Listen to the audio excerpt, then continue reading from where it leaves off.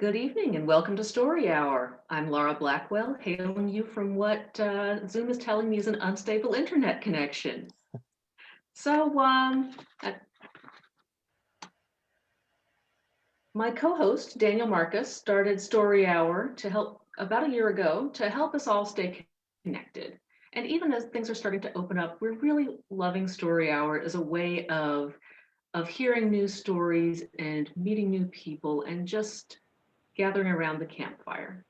So here we are, about a year later, and we're still sort of sheltering stories together.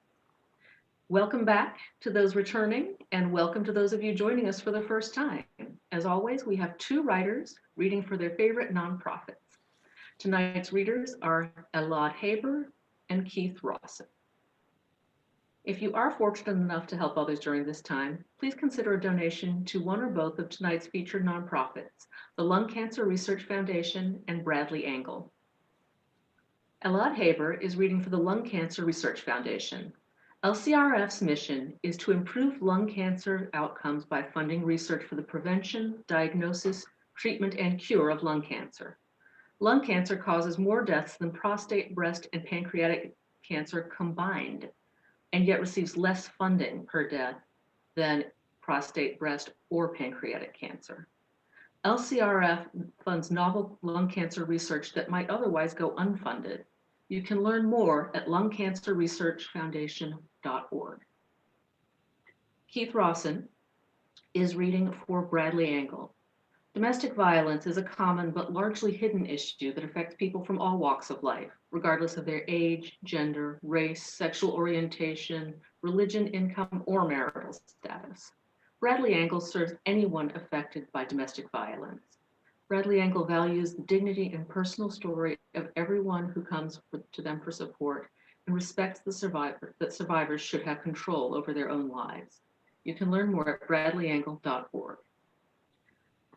If you are here on Zoom, please feel free to leave your camera on, everyone, but please do keep your mic muted. It is very nice for our readers to see you, though, so thank you for keeping your camera on if you can. We have text chat here in Zoom, so please chime in if you like. If you're joining us on Facebook, feel free to leave comments, but please understand that we may not be reading them in real time. So be nice, okay? So our first reader tonight is Elad Haber. Elad Haber is a husband, father to an adorable little girl, an IT guy by day, fiction writer by night. He has recent publications from Literally Stories, The Daily Drunk, and the Night's End podcast. His fiction will appear in the following forthcoming anthologies: Fiction #1 by the British Science Fiction Association, No Ordinary Mortals, published by Rogue Blade Entertainment, the as yet untitled second print anthology from Brilliant Flash Fiction. You can follow him on Twitter at Music in My Car. Welcome, Elad. Thank you so much, Laura. So tonight I'll be reading for you a story of mine called Stay in Your Homes. I thought it was appropriate. It was featured in the summer 2020 issue of Space and Time magazine last year. And I will say a content warning for some drugs and sex use. Stay in Your Homes by Elad Haber. I don't walk my dog anymore. By the time I get the suit on him and the glasses and the minifan, he would just pee on the floor. He's old. So I improvised and constructed a kind of hamster maze of tunnels and pathways from the sliding glass door to my backyard to the little grass area beyond the empty pool. He likes it, I think. It's become a hobby for me. I put on my UV-resistant bodysuit, the straw hat, the triple-pane sunglasses, and the water refuel backpack, and head out to the backyard to tinker with the tunnels. I check the seams and use my phone to monitor heat levels. Out in the yard, like in most outdoor places, it's quiet. Every once in a while, I can hear a distant car, but it's the kind of pin-drop quiet you expect at a library, except today. I look up when I hear rustling near my fence, then a footstep and a stifled cry. In my darkened view, I see a mirage, or at least what my brain registers as a mirage. It can't be real. It's a girl in her 20s. She's got tight cropped brown hair and dark freckles on her cheeks. No UV protection, no suit, no hat, no glasses, beige shorts and a white tank top. She looks like a festival goer at the turn of the century without a care in the world. She can't be real. If she was, she would be a baked potato after 2 minutes in the boiling heat of the midday Florida sun. I just stared at her for a few minutes as if she was an alien. Only then do I notice she's rubbing at her ankle and something is stuck to her foot and there's dark red blood pooling. Help me, she says, and then collapses. I grab my phone to tell my job I'm working from home today. This is common as most days the heat index is so high it's not safe for cars and their rubber tires to be exposed to the sun. On cue, my silent TV and phone all flash with the words, "Stay in your homes." I put my phone away. My guest is sleeping on the couch. She's been out since I carried her into the house. I cleaned and wrapped her wound. I kept my eyes focused downcast and not up to her midsection in her tight-fitting tank top. I even pushed the couch closer to one of the AC vents to cool her down. But then I thought she might get cold, so I put a thin blanket over her. My old dog stared at me with his good eye, bemused by my confusion. He's a milk chocolate ball of curly hair, something doodle, but I always forget the first part. After an hour or so, the girl startles awake. She sits up fast and her whole head turns in a dozen ways to inspect the room. I stand up and show her my palms. "Hey, it's okay, you're safe." She grimaces in pain and reaches for her ankle, the wound now wrapped in bandage. After a second, she visibly relaxes and lays back on the couch. She rubs at her forehead. "What happened?" "You tell me. I was in my yard and you showed up with some kind of wire in your leg. I removed it and sanitized the area. You should be fine, but it'll sting for a while." "Thank you," she says. Her irises flash red, then orange. I've heard of these, biolenses. They aren't just contact lenses. They're surgically implanted and linked to the mood receptors in your brain. They change colors based on emotions. My dog shuffles out of his bed and ambles to her to sniff at her face. She rubs to the top of his head. "What's his name?" she asks. "Murphy," I say, "like Murphy Brown." She levels a blank stare at me. My grandmother liked that show. I'm dying to ask her about how she was outside without a suit. I start to ask her how. When she says, "What is?" we both fall silent. "Go ahead," I tell her. "I was just going to ask your name." "Nate." "Yours?" "Jazz." "Like the music?" "Only one Z." It looks like she's about to laugh and then it morphs into a small smile. "Jazz, I need to know. How were you outside without a suit?" Her eyes, now a muted green, scan me. "You've never heard of chill?" "No, what is that?" She rubs at her neck. "Can I get some water?" I stand up. "Of course. Sorry, are you hungry?" "Famished," she says. After she finishes everything I planned to eat that day, Jazz sits back and puts a hand on her belly. "Phew, I haven't eaten in days." My stare must have betrayed my thoughts. "So," she wipes at her cheek with a napkin, "you've never done it?" "I've never even heard of it." "Really? Where you been, Grandpa?" She raises a hand before I can protest. "Kidding." She takes a sip of water before getting into it. I don't know the chemical name for it, but everyone just calls it chill. It started with horses, I think. There were so many dying of heat stroke, they were forced to keep them inside like all the other animals in the world. Except the horses didn't take to it. They grew restless and depressed and occasionally violent. So the horse doctors, they have those, right, decided to create some kind of chemical concoction to counter the heat. A little blood thinner, some narcotics, whatever the hell they give to tennis players when they bust a knee in the middle of a big match. They tried a lot and most of it didn't work, but after a while they found it. A lightning strike in a bottle, a chemical formula that really worked to reduce the heat in a living body. Now, I know what you're going to say. How did they know? Did the horse just act differently? What does the depressed horse even look like? Obviously, they used it on themselves. The scientists, doctors, whatever. They tried it, they liked it, and they kept making it and then figured out they could make some decent money if they sold it. She gives me a little wink and stands up. "Where are we going?" I ask her. Her face comes alive with a wicked smile. We're going to get some chill. But there's a heat warning. We're supposed to stay indoors." She puts a hand in her hips and grins at me. "You always do what you're told?"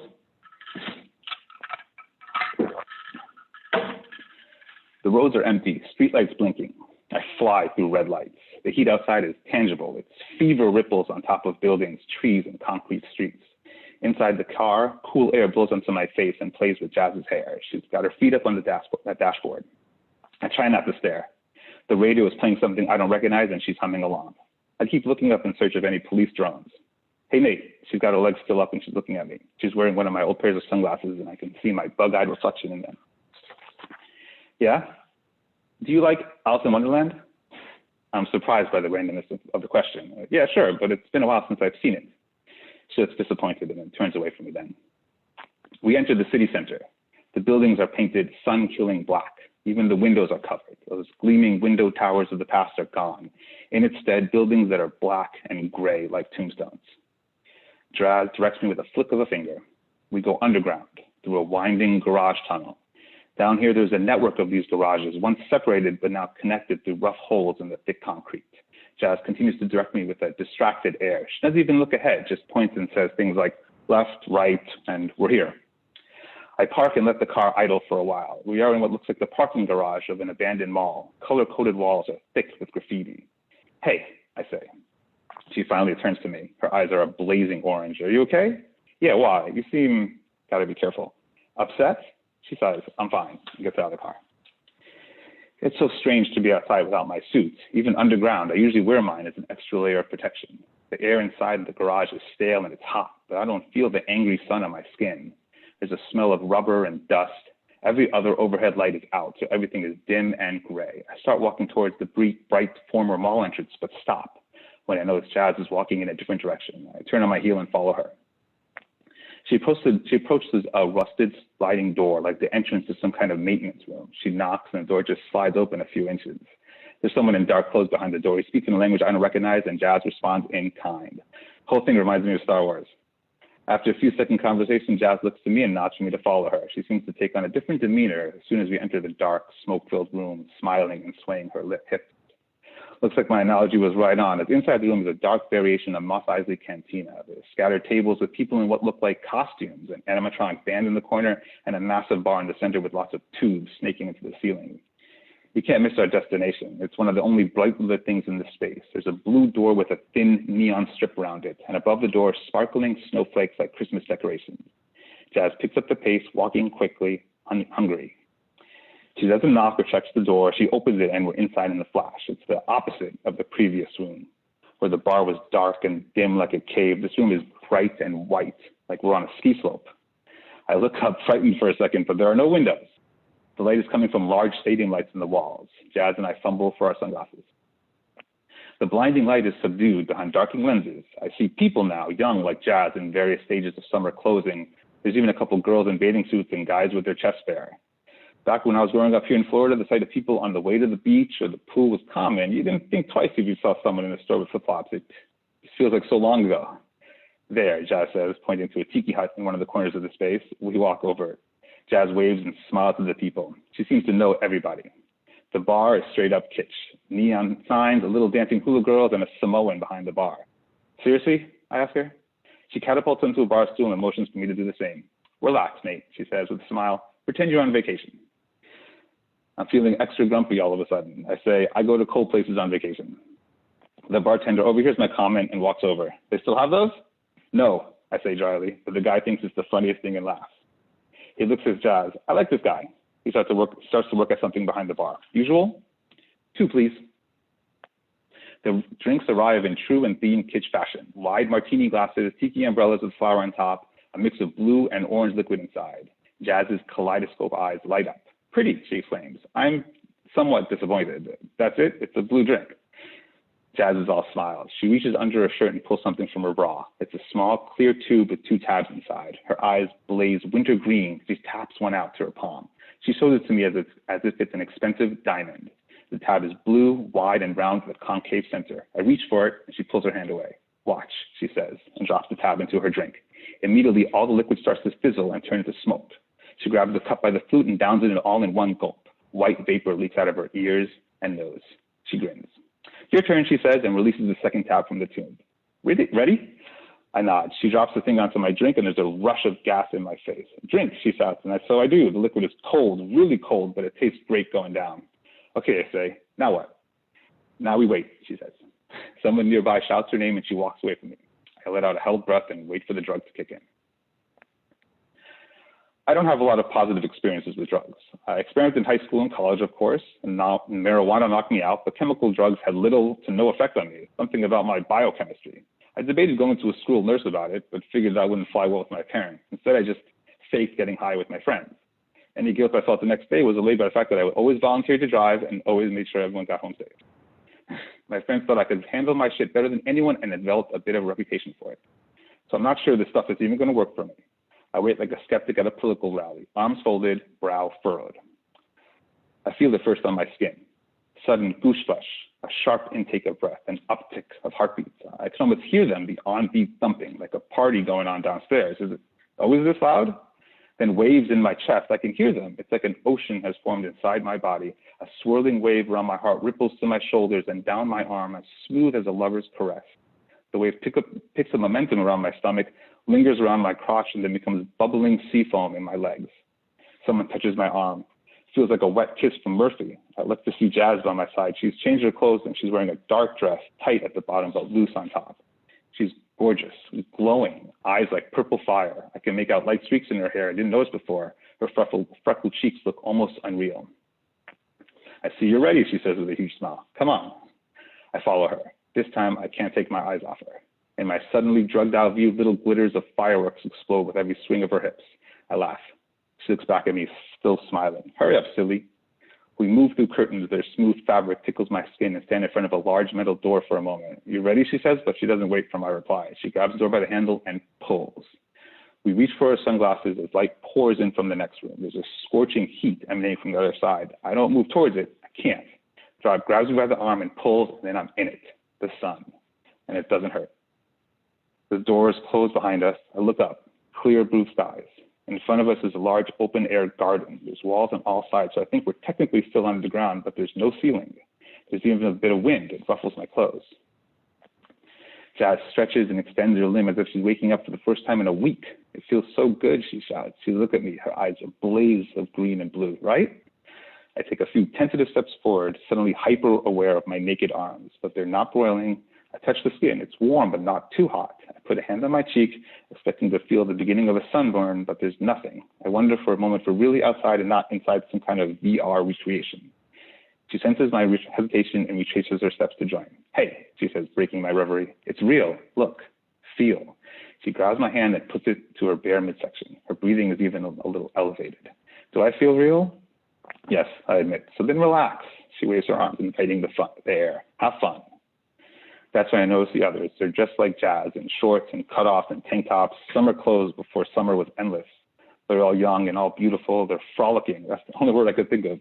Around green gardens, little fountains and lakes. There's dark green pools with fish and bright blue-shaped pools with young swimmers. I follow Jazz through a dizzying number of green curves and little boxed-in courtyards. We're in kind of a hedge maze. Although no one is stressing out to find the way out, it's actually the other way around. Tall hedges provide privacy for couples snuggling in the sun, or small collections of people playing instruments. There's many hidden corners and cul-de-sacs with a collection of chairs or picnic sheets on the floor. Jazz is looking for something or someone. We pass a regal-looking sign that welcomes visitors to the New Gardens of Versailles, with some serious-looking history below it, except war and graffiti has obscured most of the text with cursive in English, Spanish, and Arabic. I make out one scrabbled phrase near the top that says, "Fuck the sky." Finally, Jazz rounds a corner and sighs in relief. She's found her destination. The green shrubbery stretches for a while here, a clearing of sorts. There's a long, busy table in the center with a mess of teacups and teapots.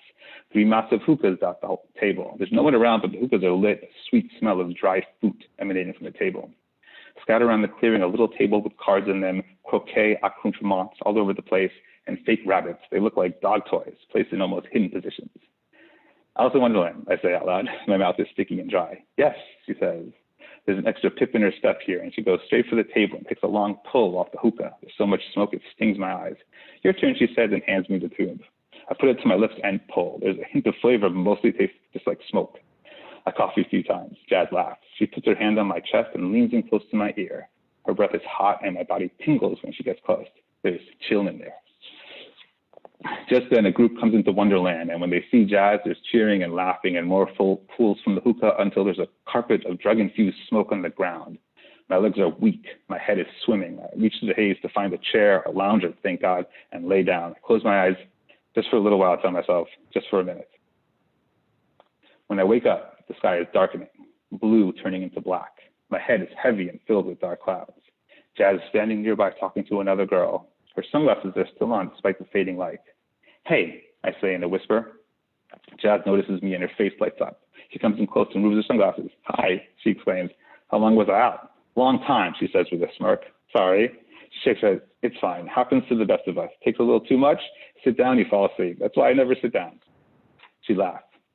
She's high and full of energy. One of the massive hookahs from the central table has moved near me. She grabs one of the tubes and shoves it in my face. Here, she says, this will pep you up. I don't take it right away, but it's getting dark. We don't need it, right? I look to the other girl for some agreement, but she's just staring at me, expressionless. Jess stands up straight and gives me one of her disapproving stares. You're welcome to leave if you want, she says. Then she picks up one of my wrists and puts my hand to her hip and down to her ass. She smiles at me, or you can stay and party with us. I take the tube and put it to my lips. I take 3 long pulls and cough them out. Jazz nods. Come on, she says. Party's moving indoors.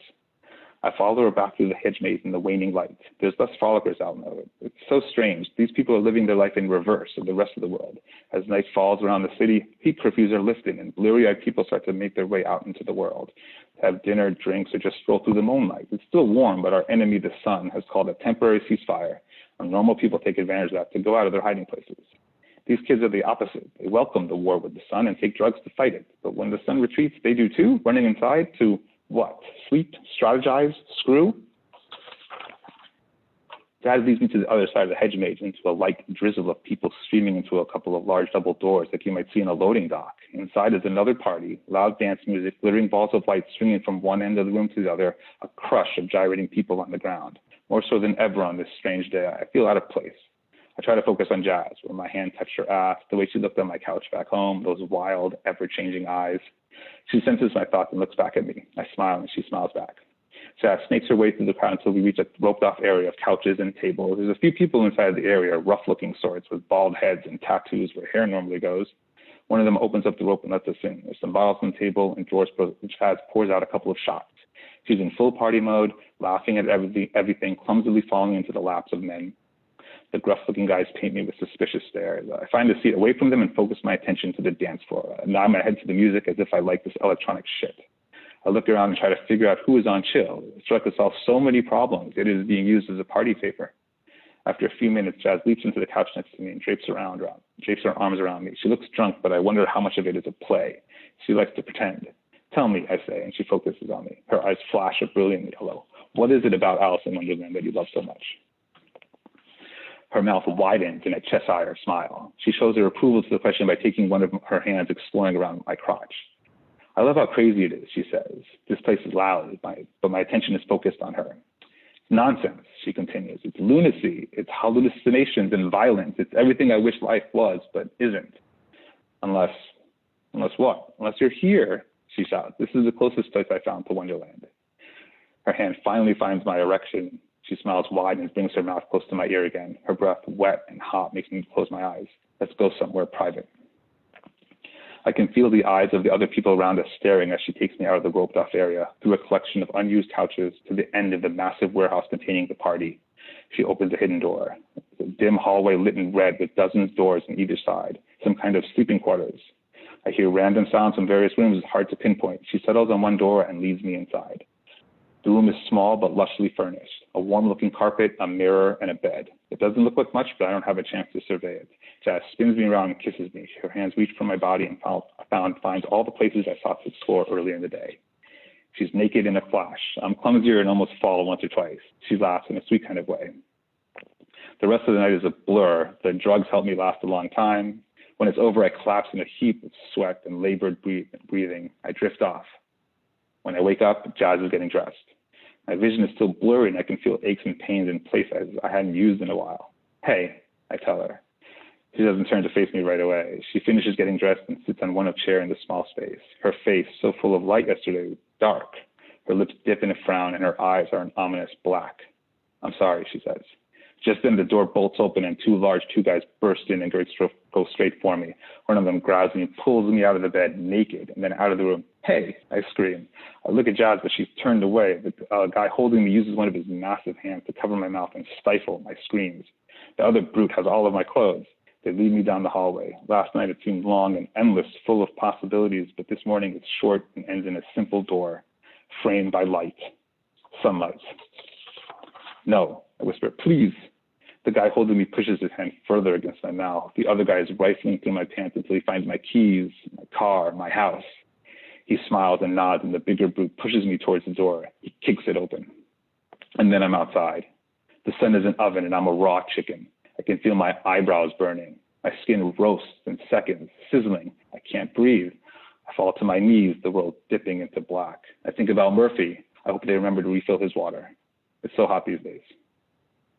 The end.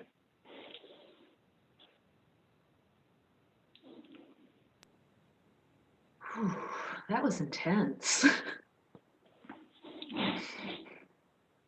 Thank you. Thank you. We always need a second between stories to let the first one soak in. Get ready for a new one.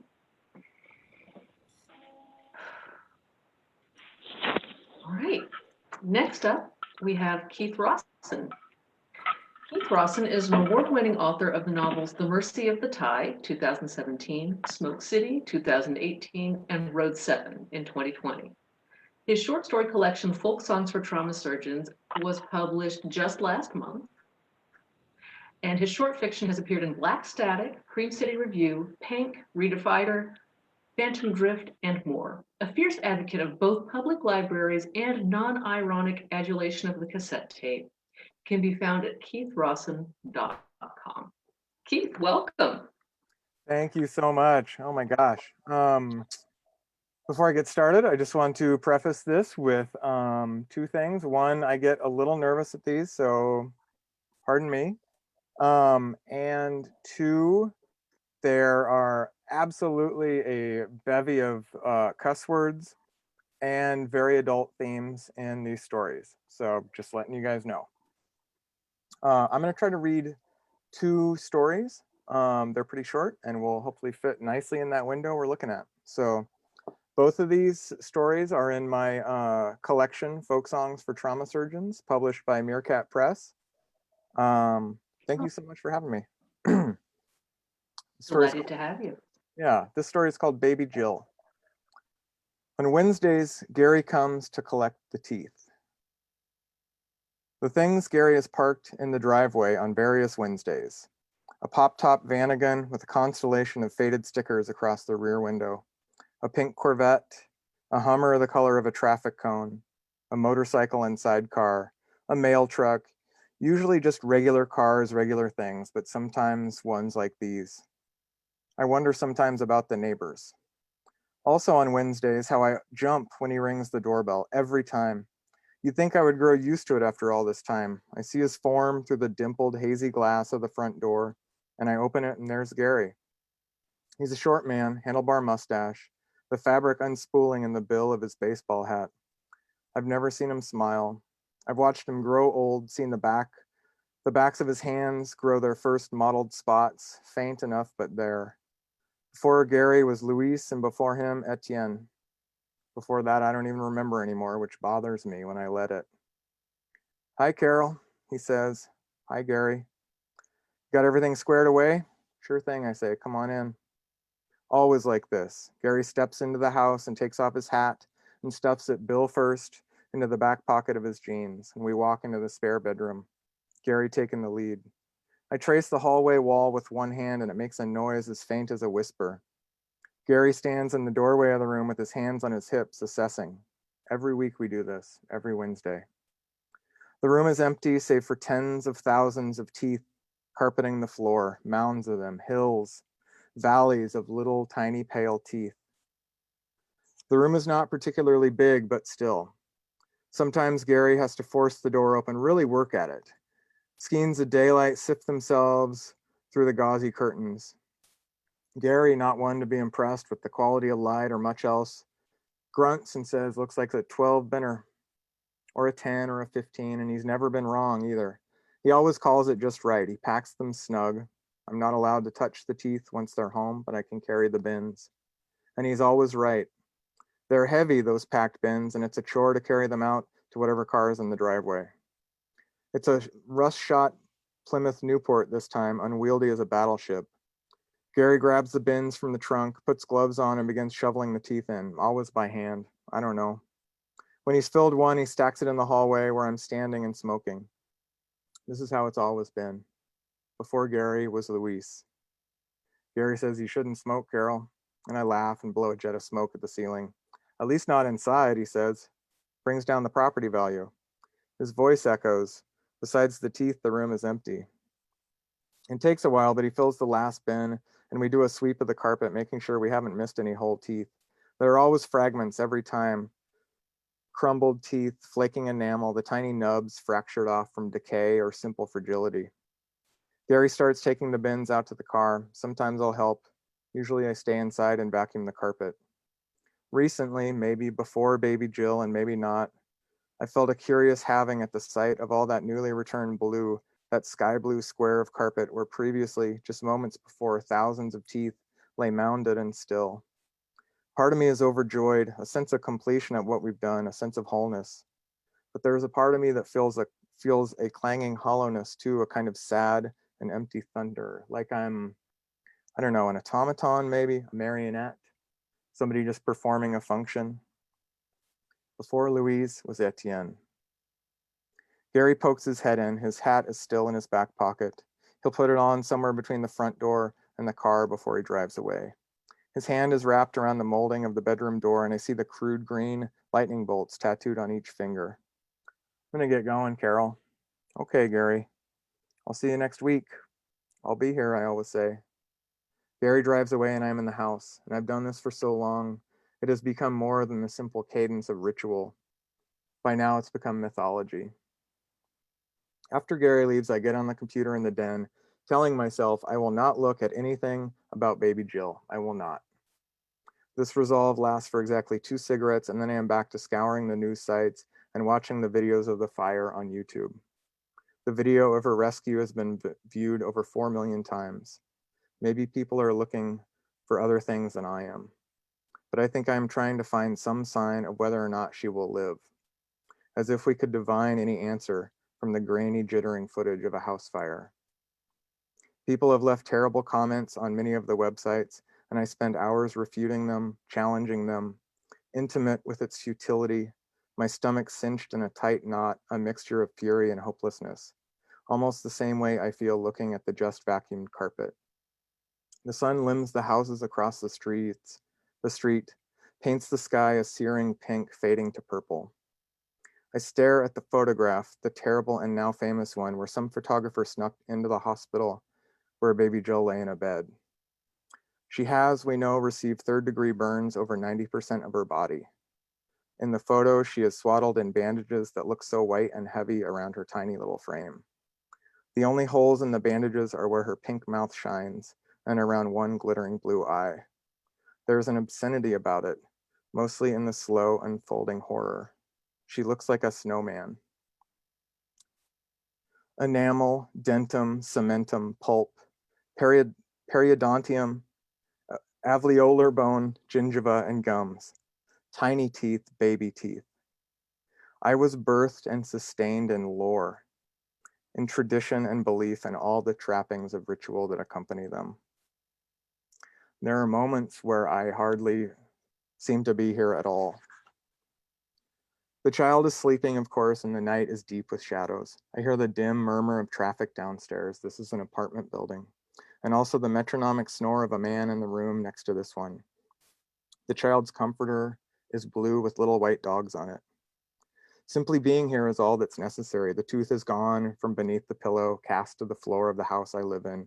The money is there beneath the child's head. The family will remember everything differently. The mother tiptoeing in with a few dollars, taking the small tooth in trade. She will feel a bittersweet tug in her chest when she thinks of it tomorrow. And this is the great and silent engine of myth at work, the locomotion of it that propels us all. I don't know how long it is that I stand there, but the man in the other room coughs and it brings me back. This has been happening more and more, this curious drift within me, this distancing. I should be gone. It should only take seconds. My presence is really all that's needed. But I do something I've never done before and tuck a curl of hair behind the little boy's ear. His eyelashes flutter and one hand flexes in sleep and then relaxes. Harlan Firo pled guilty at his arraignment today and he cried. I saw it on the news. Baby Jill's father owed him money, he told the judge, a gambling debt. Baby Jill's father refused to pay and Firo set the house on fire in retaliation. I didn't think anyone was home, he said. No lights were on, no car in the driveway. What we all want to say to him, they were sleeping. The car was in the shop, Harlan Firo. You people, I think, all of you people. I watched the video of the rescue again and again, the jumpy footage of the fireman in his mask and greatcoat, pulling the little smoking thing from the house. The doorway itself bloomed with fire. His arms wrapped around the darkened little form, cradled in his arms that we all know is baby Jill. I'm surprised when Gary is at my door and it is a Friday afternoon. The floor of the guest room is scattered with teeth, but not enough, of course. You come on Wednesdays, I say stupidly, squinting against the sunlight out there. I wonder what this feeling is that I'm having. Gary looks bad. He's sallow and pale, and even with his coat on, I can see the flesh under his eyes is purple. He says, "You're blowing it, Carol." I look out at the driveway and there's nothing there. "How'd you get here, Gary? Where's your car?" He shrugs and says, "I walked." "It's not Wednesday," I say. "Come back on Wednesday." I'm afraid. I start to shut the door, but Gary puts his hand out. "You can't touch the kids, Carol. Rule number 1. You've known that forever. What is going on?" "Take your hat off," I want to say, but I don't. "And also, let me see your eyes." Instead, I just say, "I'll see you Wednesday, Gary." And I want to tell him everything's going to be okay, but I can't seem to manage it. In Belgium and France, I am la petite souris, the little mouse. In Scotland, I am a white rat, and I buy your teeth from you with golden coins. Or elsewhere, a rat that will exchange them for a gift. In still other places, you must throw your tooth toward the sun, and I will catch it, and your next tooth will grow in straight and true. Sometime later, I find myself standing in front of the mirror with nights dark, pressing against the bathroom window, and I don't know how much time has passed. How long I've been standing there holding a cigarette. Ash is scattered in the sink, and I burned my fingers. We call her baby Jill, but really she's 3 years old. I feel like I've watched the footage of baby Jill's rescue for centuries, like I've strode down history's backbone with her memory wrapped around me like a blanket. But it's only been a few weeks, I think. Someone tried to kill Harlan Firo in jail. Another inmate. Everything here is coming untethered. "Do you want these?" the cashier says. "What?" He holds out the pack of cigarettes. He's wearing a Save Baby Jill shirt. "You just blanked out," he says. "You were just standing there." "Sorry," I say. I put the cigarettes in my purse. "Sorry about that." On Wednesdays, Gary comes, and it's like nothing has happened, but things clearly have. I can see traceries of veins in his papery cheeks, and the lightning bolts on his fingers now are clouds or maybe just bland pressings of color. His t-shirt has holes in the seams of the shoulders. In the driveway, there's a truck shaped like a hot dog, and I smile when I see it. "6 bins," he says, from the doorway of the bedroom. "That's it, Carol? What have you been doing?" That look he gives me, I know it. It's real fear, what I see in his eyes. The next day is the day that baby Jill dies. Too much trauma, the doctors say. She fought so hard, a tragedy. And this is me sitting in front of my computer crying and crying, lighting cigarettes and putting them out, watching the video of the fireman saving her again and again, letting her live over and over, letting her be saved, watching him pull her little body from the flaming door. That night I appear in a child's room, and from the dim wash of the nightlight, I see there's a man in the bed too, and he screams when he sees me. And I bid the child sleep and forgetfulness, and then unfurl into a particular form I've long known myself capable of, but have never partaken in. I think I'm still crying, maybe, thinking about baby Jill, and also because I know what this man was doing. How have I not happened upon something like this before? What kind of rules are these that govern us? I am filled with a kind of blank, thrumming savagery toward him. "Don't touch me," he says. "Oh, don't you touch me." He tries to crawl under the bed. And then we go up to the roof, and the first thing that happens is I take out all of his teeth. "You're done," Gary says the next day. He stands coughing in the doorway. One of his eyes is pink and heavy with blood. It's a beautiful day outside. This juxtaposition, Gary and the houses across the street, framed by the searing blue sky. "He earned it," I said. "Didn't you see that? How was I supposed to stand there?" Gary shakes his head. He's carrying a duffel bag over his shoulder. that's rigid with right angles. You just can't, Carol. It's not in the workings of things. It's not right, I say. For the first time ever, I hear Gary laugh, and it sounds terrible, like someone hammering cement. Carol, there's no room for right here, he says. Right and wrong is in a whole different building. By repetition or familiarity, we've both walked back to the spare bedroom. Gary's put his hat in his back pocket, and I see gatherings of stitches in his head, unlovely highways of scalp where they had to shave him. Children's teeth are gathered like clouds on the floor, small islands of them. But there's so much blue carpet in there as well. There's so much room left. A two-binner at best, I think. Well, why? I say. Tell me why. I'm listening, Gary. Tell me. That's that one. Thank you very much. Um, so do we have enough time for another one at this point? Okay, cool. This is another short one. I'm hoping I can cruise right through it. This is in the dreaded second person point of view, and it's called Forgive Me This. You stop at a gas station that glows in the valley like its own miniature city, a cement box of a store, a half dozen pumps under the light, as bright as a morgue table. Constellations of moths beat themselves senseless beneath the standing roof. You are driving, okay, your cousin Lynn is driving from Portland to Bismarck. You're on 90, somewhere between Coeur d'Alene and Missoula, and the night yawns ahead with nothing but the promise of more darkness, more fields of meager scattered lights on your peripheries. Salsa music ghosting through rips of static on the radio, evangelical hollering the same 40 classic rock songs over and over again. You've lost your license to a DUI the year before, and Lynn is going to drive you all the way there. You're not close, you and Lynn, except you love her and you have loved her for years. It's some vestige of your childhood, some holdover. You were going home because your father's house burned down yesterday and he is in a Bismarck hospital and it doesn't look good for him. You cannot afford plane fare. You also can't afford to pay for gas, but Lynn does not know this. Inside your backpack are shirts and underwear, a coverless copy of Moby Dick you stole from the back of a friend's toilet, and a glass jar filled with change, a jar that pulls at the straps of your pack, that weight being about the only comfort you have right now, that and the surety that there is at least a further ways to go before you have to move on to the next thing, the next gathering of new rooms and new decisions. Halfway there, says Lynn, we're making good time. Lynn is 5 years younger than you. She dances at a club. No, she's a stripper. What is the right term? You want to ask her about it, try to seem knowledgeable, worldly, but you're unsure of the term she prefers. And it seems important, that distinction. It's quite a scandal in the family, Lynn's job, which you think is funny, given how fractured and fucked up the rest of your family is. She is beautiful and tired and covered in an armada of tattoos, and you have loved her since you were both children. She has always been fearless in ways that you are not.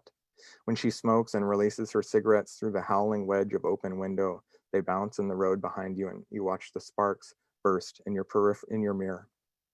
Dig, Lynn's son, sweet and myopic and fragile in his huge eyeglasses, sleeps in the back seat but shifts awake when Lynn pulls into the gas station. I'll get the snacks, you get the gas, you say, turning your face and peering at the glowing storefront. That sound okay? You try to keep your voice light. You turn and look at her. Lynn pauses, blinks at you. Sure.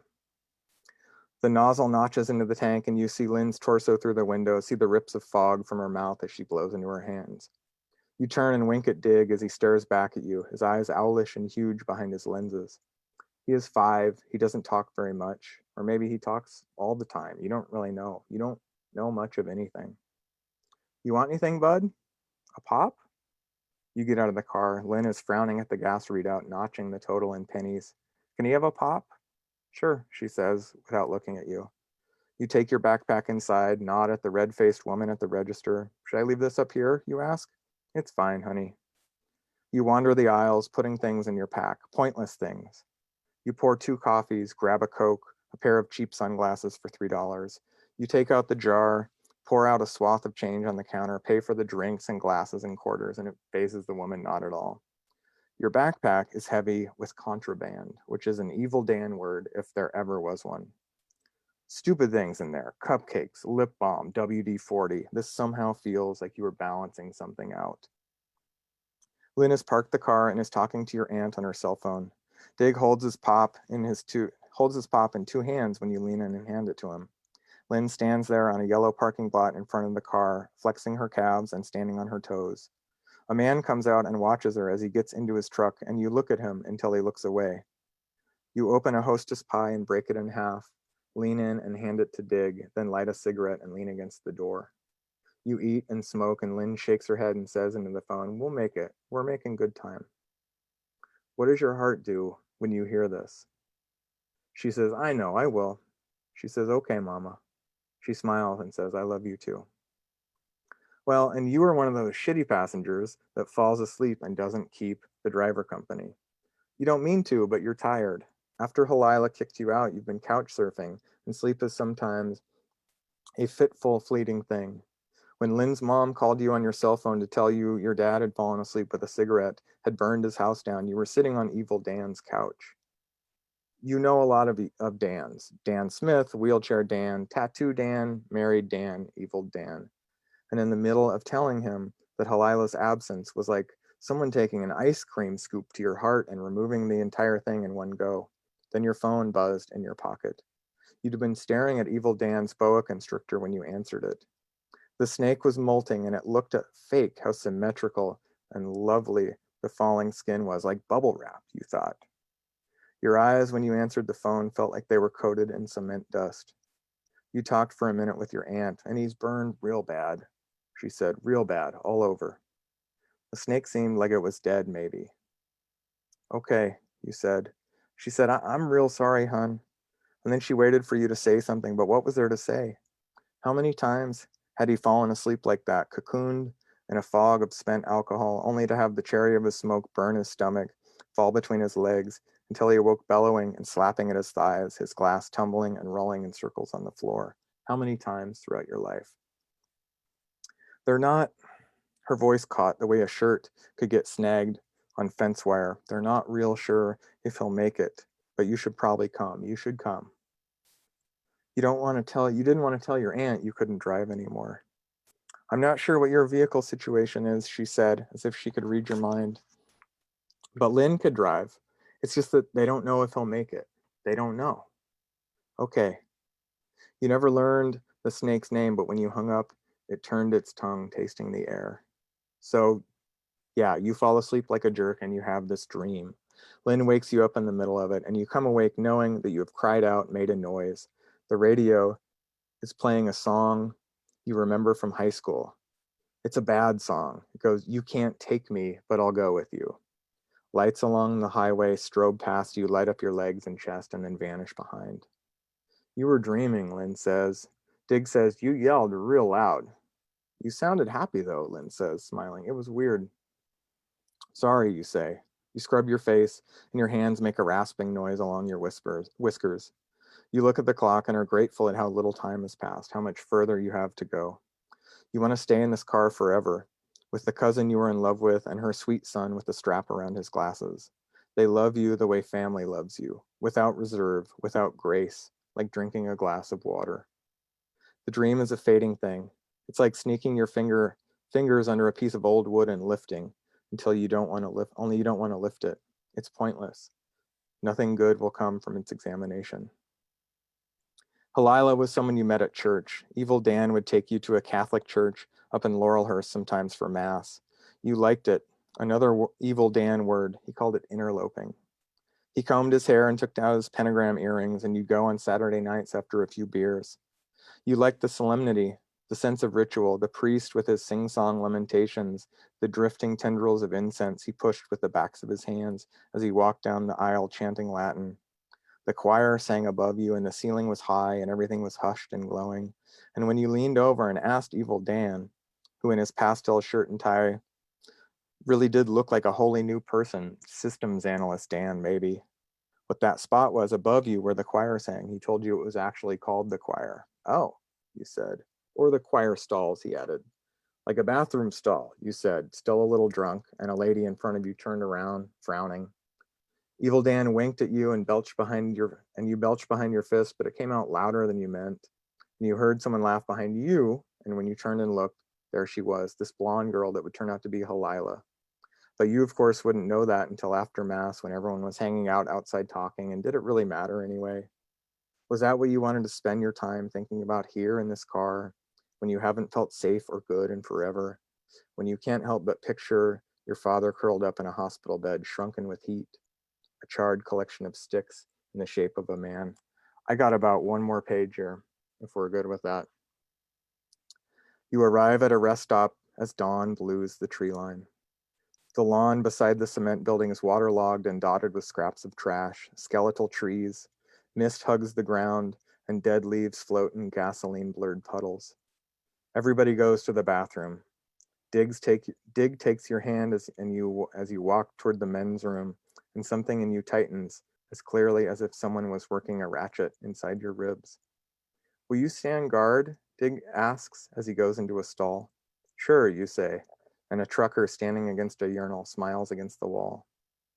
A minute later, you make your way out of the bathroom and you take Moby Dick out of your jacket and put it below the pocked and dented steel mirror. Your face in the mirror is funhouse distorted. You only look for a second. Outside, the sun is burning through the morning clouds. Every blade of grass seems dotted with jewels. I can't believe I'm coming back here, Lynn says. Me neither, you say. It isn't about the fists of your youth, the lurching zombie stomp of the man's footfalls as he tried to keep his balance, the blood that sometimes stippled his undershirts, the glassy way his eyes tried to lock on yours while his skull drifted like seaweed in a current. It was not the offhanded dismissiveness after you left home, the yawning silences.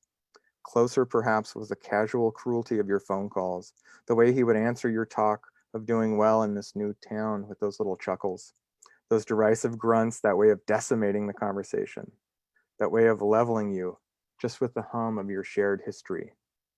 Don't bullshit a bullshitter, he'd say. You and me are the same animal. You're outside of town onto Highway 94 now, and the traffic is good. Traffic is really light.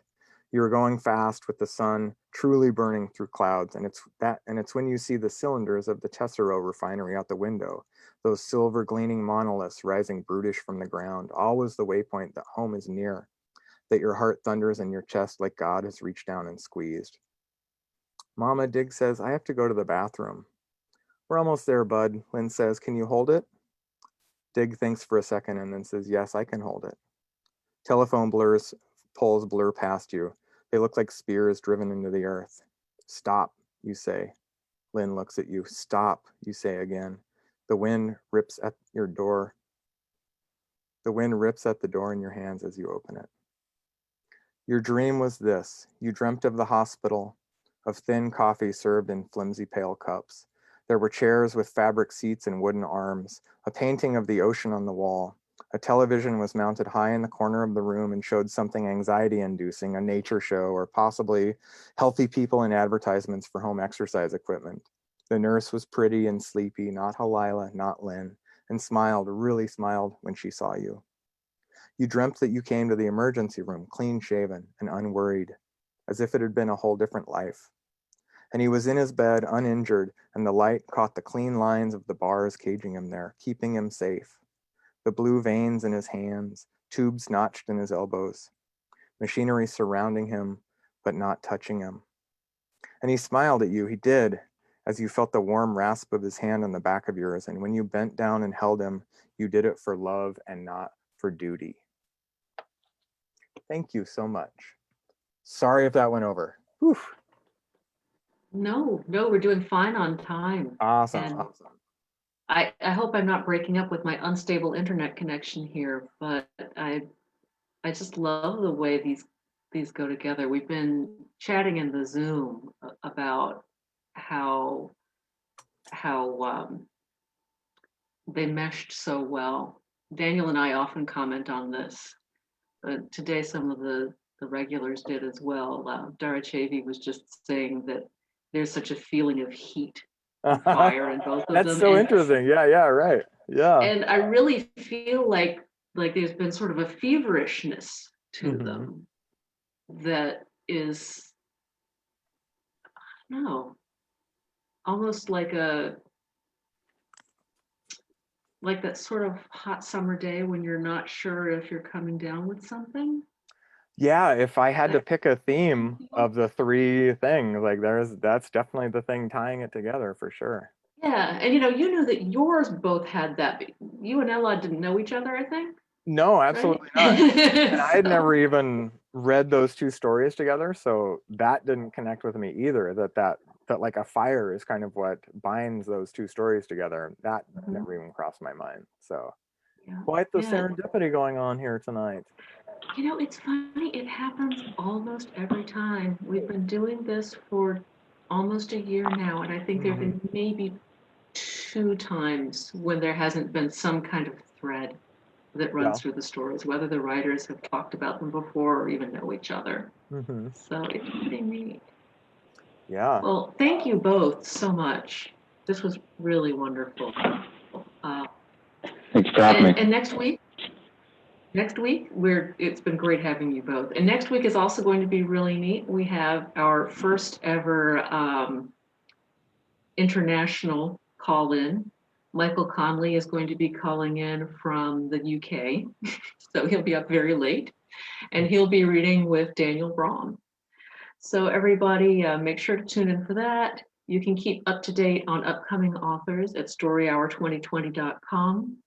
And you can see any programs you may have missed. Watch this one a few more times if you'd like at the Story Hour page on Facebook. So thank you both so much. And thank Awesome. you, Thank you. Daniel. Thank you, Daniel, for bringing us all here in the first place. Thank you to all of you who are here. Thank you for being part of Story Hour. As Daniel calls it, spinning the fictive dream. Good night. Thank you so much. Good night.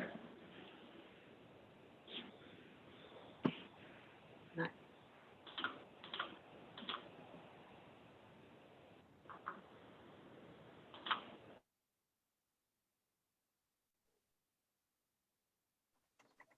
Good night. Thanks.